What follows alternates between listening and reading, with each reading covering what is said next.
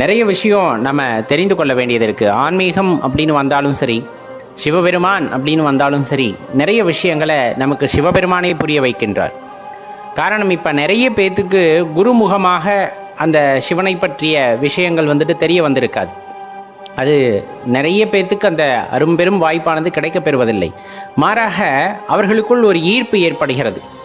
என்னவென்றே தெரியாத வயதிலும் சரி, அல்லது நல்ல வயது முதிர்ச்சி ஆனாலும் சரி, அவர்களுக்குள்ளே தன்னைத்தான் உணர்ந்து கொள்ளுதல் அப்படிங்கிற மாதிரி நம்மை மீறிய ஒரு சக்தி உண்டு, அந்த சக்தியை பற்றி ஆராய வேண்டும் என்ற எண்ணம். அதை ஆராயும் பொழுது கிடைக்கின்ற பல விடயங்கள் பார்த்தீங்க அப்படின்னா ரொம்ப பெரியதாக இருக்கும். அப்போ சிவபெருமானை ஒரு உயரத்திற்கு வைத்து நாம் பார்க்க ஆரம்பிப்போம். ஏன்னா எல்லாத்தையும் தாண்டியவர், சர்வ வியாபியாக இருப்பவர், ஆதி அந்தம் இல்லாதவர். இந்த மாதிரி பல பெருமைகளை உடைய பெரும் அந்த சக்தியை நம்ம யாருடையும் ஒப்புமையும் செய்ய முடியாது. அப்போ ஒரு பள்ளிக்கூடத்துக்கு போகிறாங்க, ஒரு புத்தகத்தில் படிக்கிறாங்க, அவங்களுக்கு சில விஷயங்கள் தெரிய வரும் இல்லையா? இந்த மாதிரி பள்ளிக்கூடத்துக்கும் போல புத்தகத்திலையும் எதையும் படிக்கலை, ஆனால் தானாக ஒரு அனுபவம் கிடைக்குது பாருங்க. அந்த அனுபவம் அப்படிங்கிறது மிக சிறந்ததாக இருக்கும். நம்ம உண்மையான வாழ்க்கையிலே எடுத்துக்கிட்டாலும் சரி, நம்ம புத்தகத்தில் ஒரு விஷயத்தை மாங்குன்னு படித்து மனப்பாடம் செய்து அதை உண்மையான வாழ்க்கையில் போய் நடைமுறைப்படுத்தும் பொழுது நமக்கு அந்த அனுபவங்கள் கிடைப்பதில்லை. ஆனால் நேரடியாக வாழ்க்கையில் அந்த அனுபவங்கள் கிடைக்கும் போது அதை நாம் எப்பொழுதும் மறக்கப் போவதும் இல்லை. அதை பற்றி வேற யாராச்சும் சொன்னாலும் நம்ம அதை ஏற்றுக்கவும் மாட்டோம். ஏன்னா அதோட உண்மையான அனுபவமானது நமக்கு கிடைத்து விட்டது. அதே போலத்தான் நிறைய பேர்த்த இறைவன் அவரே ஆட்கொள்கின்றார். நிறைய பேருக்கு இறைவன் அவரே ஆட்கொள்கின்றார், சிவபெருமானே ஆட்கொள்கின்றார். குருவிடம் உபதேசம் பெற்றதில்லை, முறையாக எதையும் அவர்கள் சைவ சித்தாந்தம் அப்படி எதையுமே அவர்கள் கற்றுணராத போதும் கூட சிவபெருமான் கருணை மிக்கவர். எப்படி? கருணையை வடிவமானவர், அனைவரையும் தனது குழந்தைகளாக பாவிப்பவர்.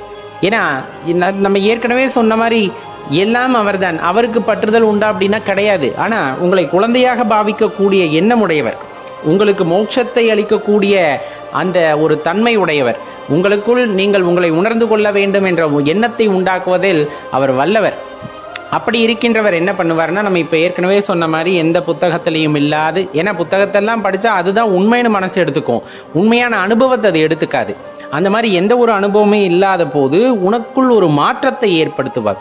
அதாவது பிரபஞ்சத்தை பற்றி சிந்திக்க வைப்பார், சிவபெருமானின் அருமை பெருமைகளை பற்றி உணர வைப்பார். அப்போ இதில் எது உண்மையான தாற்பயம் என்று நம்மை அலசி ஆராய வைப்பார். இப்போ இதெல்லாம் ஒரு கட்டத்தில் முடிஞ்சிருது அப்படிங்கும் போது ஒரு தெளிவான அனுபவமானது கிடைக்கும். ஏன்னா வாழ்க்கை அப்படிங்கிறதே மேடு பள்ளம் நிறைந்தது தான், இன்ப துன்பங்கள் நிறைந்தது தான், எல்லாமே மாறி மாறி வரக்கூடிய விஷயம்தான். அப்படி மாறி மாறி ஒரு விஷயம் வருகிறது அப்படிங்கும் போது அதில் உள்ள மேடு பள்ளங்களை நாம் தெரிந்து கொண்டோமே எனில் எல்லாம் சாதாரணமான விஷயம், எல்லாத்தையும் எளிதாக கடந்து போக முடியும் என்ற எண்ணமும் நம் மனதினுள்ளே உண்டாகும். அப்போ ஒருவனுக்கு துன்பம் வருகிறது, ஒருவனுக்கு இன்பம் வருகிறது அப்படிங்கிறதெல்லாம் அவங்க மனசை பொறுத்து. ஒருத்தருக்கு துன்பமாக வரக்கூடிய விஷயம் இன்னொருத்தருக்கு இன்பமாக இருக்கும். அதே விஷயத்தை நம்ம சொல்கிறோம். அப்போ அந்த தன்மையை எப்படி விளக்க முடியும் அப்படின்னா அவரவர் மனப்பாங்கு சார்ந்தது. அப்போ உண்மையாகவே உனக்கு ஒரு விஷயம் கடினமாக இருக்கிறது என்றால் இறைவன் ஏதோ ஒரு கட்டத்தில் உங்களை பக்குவப்படுத்துறதுக்காக இந்த திருவிளையாடலை நிகழ்த்துகிறார் அப்படிங்கிறத தெளிவாக தெரிஞ்சுக்கணும். ஏன்னா நம்ம தெளிவாக சொல்லிட்டோம், ஒரு சிறந்த அனுபவம் தரக்கூடிய, ஒரு நல்ல அனுபவம் தரக்கூடிய படிப்பினையை எந்த புஸ்தகமும் உங்களுக்கு தராது. அது ஒரு குரு உபதேசமாக இருந்தாலும் அது உபதேசமாக இருக்குமே தவிர அதை நீங்கள் அனுபவமாக அடையிற வரலும் அதோட அர்த்தம் யாருக்குமே புரியாது. அப்போ இறைவனால் ஆட்கொள்ளப்பட்ட ஒருவர் அந்த அனுபவத்தை பெறுகிறார், இறை அனுபவத்தை பெறுகிறார் என்றால் அதை பார்த்தீங்க அப்படின்னா எத்தனை பேர் அந்த அனுபவத்தை விளக்கினாலும் அவங்களால் அதை ஏற்றுக்கொள்ள முடியாது. ஏன்னா தான் அந்த அனுபவத்தை அடைந்து விட்டார். அதை யாராவது சொற்களால் விளக்க வேண்டும் என்று சொன்னால் இவரால் விளக்க முடியாது. யாராவது இப்படியா அப்படியா என்று கேட்டாலும் அதை ஏற்றுக்கொள்ள முடியாது. ஏன்னா அந்த அனுபவம் தனித்தன்மையானதாக இருக்கும், அந்த அனுபவம் உங்களுக்கானதாக இருக்கும். அந்த அனுபவத்தை வேறு யாரிடமும் உங்களால் சொல்லி புரிய வைக்கவும் முடியாது, யாராலும் அந்த அனுபவத்தை புரிந்து கொள்ளவும் முடியாது. அப்படிப்பட்ட அனுபவமாகத்தான் இறைவன் உங்களுக்கு கொடுக்கின்றார் அப்படிங்கிறத தெரிஞ்சுக்கணும். வாழ்க்கையில் அனுபவங்கள் பலவிதமாக கிடைக்கும்.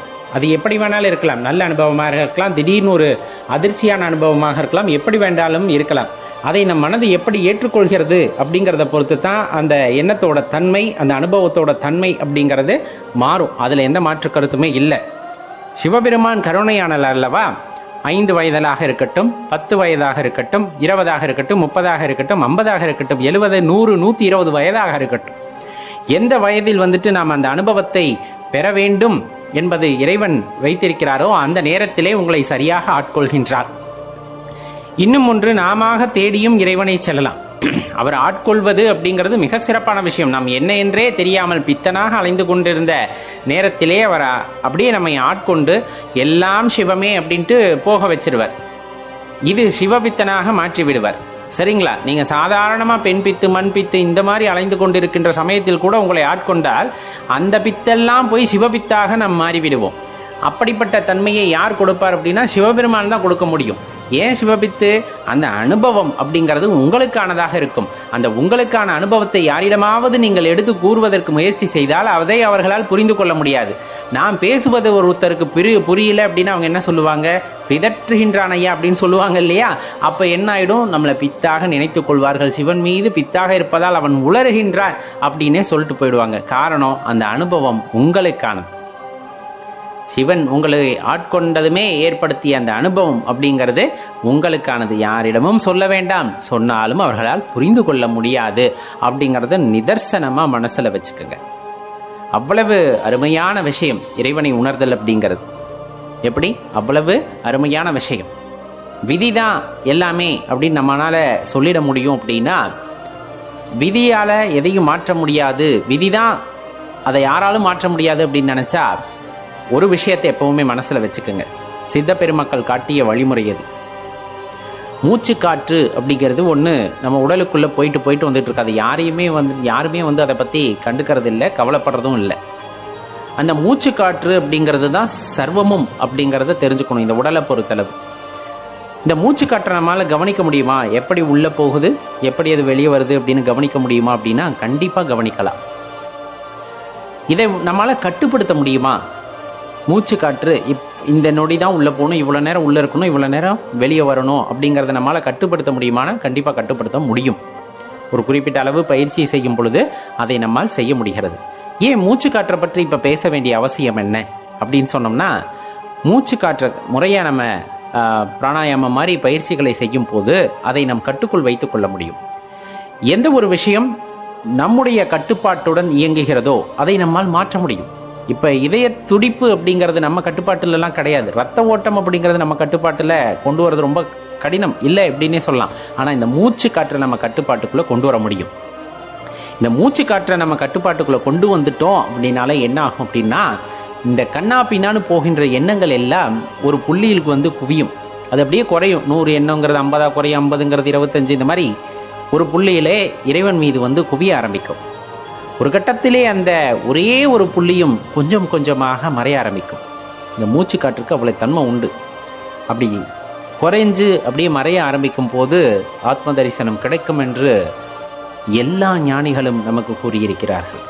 எல்லா ஞானியர்களும் கூறியிருக்கிறார்கள். இன்னும் நிறைய விஷயங்களில் முயற்சி செய்கிறாங்க. யோகா செய்வதன் மூலமாக, மூச்சு பயிற்சி செய்வதன் மூலமாக, காயக்கல்பம் செய்வதன் ஏதோ ஒரு வகையில் சித்த பெருமக்கள் வந்துட்டு அந்த சித்துக்களை கற்றுக்கொண்டிருக்கிறார்கள். அதை நமக்கு எடுத்து இயம்பி இருக்கிறார்கள்.